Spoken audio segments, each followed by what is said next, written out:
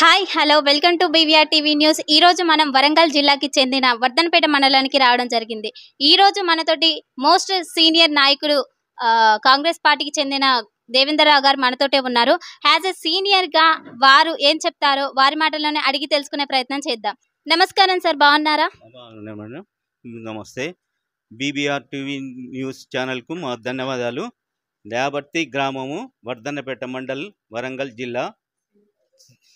పేరు Sankineni Devendra Rao, senior Congress leader. Okay sir, మీరు most Congress senior నాయకుడు అని అంటున్నారు. మీరు ఇంతవరకు ఎలాంటి పదవులు చేపట్టలేదని మాకు తెలిసింది. దీనిపై మీ అభిప్రాయం ఏంటి? పదవులు అనేది 1983 కోఆపరేటివ్ బ్యాంకు డైరెక్టర్గా పనిచేశాను. 2004లో వార్డ్ మెంబర్గా పనిచేశాను. ఆ తర్వాత ఇప్పుడు నేను వేరేగా ఏ పదవులు అయితే తీసుకోలేదు, చేయలేదు. సీనియర్గా ఉన్నాను అంతే. ఎందుకు తీసుకోలేదు సార్? తీసుకోలేదంటే మనం పదవులు ఇవ్వలేదు, తీసుకోలేదు. పదవులు ఇస్తే తీసుకుంటోళ్ళమే. అది సంగతి. అంటే మీరు గతంలో నామినేటెడ్ పోస్టు ఆశించారు, కానీ మీకు ఎందుకు రాలేదు సార్ అది? నామినేట్ పోస్ట్ అంటే మనకు ఇవ్వలేదు. ఇచ్చినా కూడా మనకు ఒక నామినేట్ పోస్ట్ నేను అడిగితే మా వారికి దేవస్థానం ఐలూన్ దేవస్థానం నెంబర్ ఇచ్చాను 2004లో కూడా. ఓకే సార్, మీ మేడం గారు సర్పంచ్గా గతంలోని ఓడిపోయారని తెలిసింది. మరి ఇక్కడ ప్రజలు మీకెందుకు బ్రహ్మరథం పట్టలేదు? బ్రహ్మరథం పట్టలేదంటే అప్పుడు టీఆర్ఎస్ గవర్నమెంట్ గాలి వాటకున్నది. అప్పుడు కాంగ్రెస్ గవర్నమెంట్ గాడుపు ఎక్కువ లేదు. మన గాడుపు అప్పుడు ఆ గాడుపు టీఆర్ఎస్ గాడుపు ఉన్నది కాబట్టి అప్పుడు మనకు తక్కువ ఓట్లు పడ్డాయి. ఓకే సార్, మీ హోల్ 41 ఇయర్స్ పొలిటికల్ జర్నీస్ గురించి మాకు చెప్తారా? వరదరాజారావు 1983లో వరదరాజారావు చైర్మన్. ఆ చైర్మన్ తర్వాత డైరెక్టర్ నేను. అది 1983 నుంచి అప్పటి నుంచి ఈ ప్రస్తావన అదే విధంగా నడుచుకుంటూ వస్తున్నాను కాంగ్రెస్ పార్టీలో. ఓకే, ఇప్పుడు ప్రస్తుతం నామినేటెడ్ పోస్ట్ ఏమన్నా అడుగుతున్నారా? అడుగుదాం అనుకున్నాము. ఇంతవరకు అయితే ఇంకేం అడగలేదు. ఈ ఎలక్షన్లు అయిపోయాక అడుగుదాం అనుకుంటున్నాం. ఏంటది, అది మీ మైండ్లో ఏమన్నా రన్ అవుతుందా?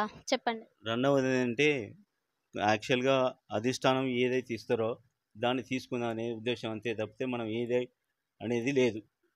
ఓకే సార్, మీరు కాంగ్రెస్ సీనియర్ నాయకుడిగా ఉన్నారు, ఇంతవరకు ఎలాంటి పదవులు చేపట్టలేదు. ఈ విధంగా మిమ్మల్ని పక్కన పెడుతున్నారనే ఒక చిన్న విమర్శ ఉంది. దానిపై మీ అభిప్రాయం? విమర్శన ఏం లేదు, పక్కన పెట్టేది ఏం లేదు. మేము చేసే విధంగానే చేస్తున్నాము. మాకు ఇచ్చే ప్రిఫరెన్స్ మాకు ఇస్తూనే ఉన్నారు. మా ఎమ్మెల్యే గారు కూడా మంచిగా చేస్తాం. ఓకే సార్, మీ లేబర్తి గ్రామ ప్రజలకి మీరు ఏదైనా చెప్పాలనుకుంటున్నారా? మా లేబర్తి గ్రామ ప్రజలకు నెక్స్ట్ వచ్చే ఈ లోక్సభ ఎలక్షన్లకు మంచిగా ఓట్లు వేయాలని మేము అనుకుంటున్నాం. తిరిగి మంచిగా ప్రచారం చేయాలని కోరుకుంటున్నాం. నాగరాజ్ సార్ విజయంలో మీ హస్తం ఏమన్నా ఉందా సార్? మా హస్తం ఉన్నదండి. మేమే తిరిగినామండి. మొత్తం మేమే ₹1 లేకుండా, ఖర్చు లేకుండా గెలిపించినాం. ఓట్లు పడ్డాయి మా దగ్గర మంచిగానే. ఇప్పుడు మరి కడియం కావ్య గారిని మీరు ఏ విధంగా గెలిపించుకుంటారు? ఇదివరకైతే మా ఎమ్మెల్యేకి ఎట్లా తిరిగినామో కడియం కావ్యకు కూడా అదే విధంగా తిరగాలి. మేము ప్రచారం చేసుకోవాలి. మేమందరం కష్టపడి గెలిపించుకోవాలి. ఓకే సార్, మరి కాంగ్రెస్ 100 రోజు పాలన పూర్తి చేసుకుంది. ఈ 100 రోజు పాలనపై మిగతా పార్టీలు బీఆర్ఎస్, బీజేపీ ఏ పార్టీలు అయితే ఉన్నాయో ఇంతవరకు ఎలాంటి డెవలప్మెంట్ జరగలేదని అనుకుంటున్నాయి. దీనిపై మీ అభిప్రాయం ఏంటి? డెవలప్మెంట్ అంటే సాధ్యమైనంత వరకు ఇప్పటి వరకు 5 ఎకరాల వరకు రైతు బంధు అనే పైసలు దాదాపు వేసిండ్రు, పడ్డాయి. ఇంకా వేరు ముందు ఇంకా కొన్ని చేసేటివి ఉన్నాయి, చేస్తారు. ఇప్పుడు బస్సు ఒకటి, ఇంకా వేరే ఇవన్నీ ఉన్నాయి కాబట్టి చేస్తారు. ఈ 6 గ్యారెంట్లు నిమ్మలంగా చేస్తారు, చేరడం లేదు. ఓకే సార్, 6 గ్యారెంటీల్లో 4 డెవలప్మెంట్ చేశారు. మిగిలిన 2 డెవలప్మెంట్స్ ఉన్నాయి. అవి ఎప్పుడు డెవలప్మెంట్ చేస్తారు?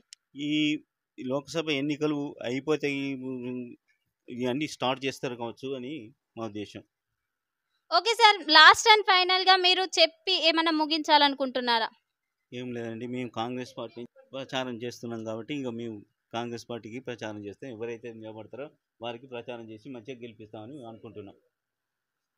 సో ఇదండి వాళ్ళ ఇంటర్వ్యూ. నెక్స్ట్ ఇంపార్టెంట్ న్యూస్ తోటి, ఇంపార్టెంట్ మ్యాటర్స్ తోటి మీ ముందుకు వచ్చేస్తాం. అప్పటి వరకు చూస్తూనే ఉండండి BVR TV news. Until then, bye bye, take care.